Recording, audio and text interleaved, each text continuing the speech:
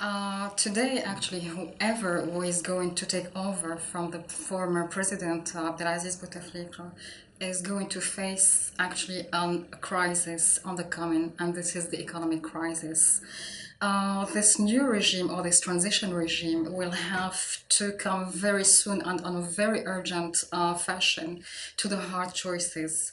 And these hard choices being taken painful measures to fix an enfeebled economy in order to revive the growth and also to appease an angry population of 43 million people that were used to a very generous subsidy system.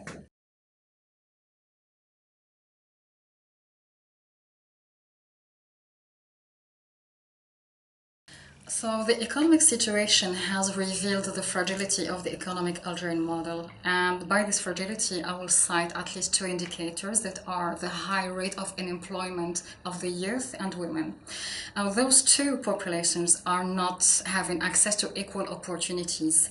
And protesters that today want to dismantle this political system say that it is inherently corrupt and has concentrated wealth between the hands of a few crony businessmen.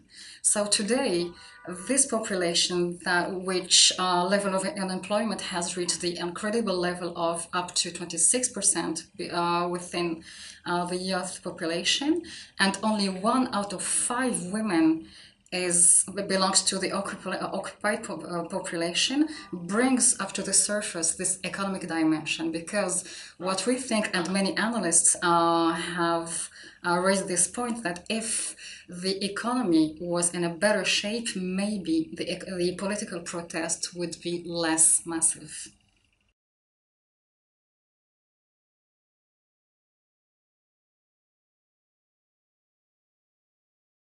As we mentioned, actually, Algeria's challenge is that it is approaching a full-blown economic crisis. And it requires competent, so a technocratic government. It requires a decisive government, and it also requires a government that enjoys a full backing up of the population. Status quo is not an option anymore with regard to the very fragile and difficult financial situation. So this transition needs to go through measures, and very tough measures, that will enable the economy to recover. So going through an inclusive growth, going through an economic justice, diversifying the economy, and also helping more job creation. We also need to reduce inequalities. Whomever is going to finally lead this ambitious national business agenda, economic agenda, will really have to lead Algeria to realize its full potential. It really needs to attract more investors, should they be national investors or foreign investors. They also should develop an independent and private sector, and also diversify more the economy.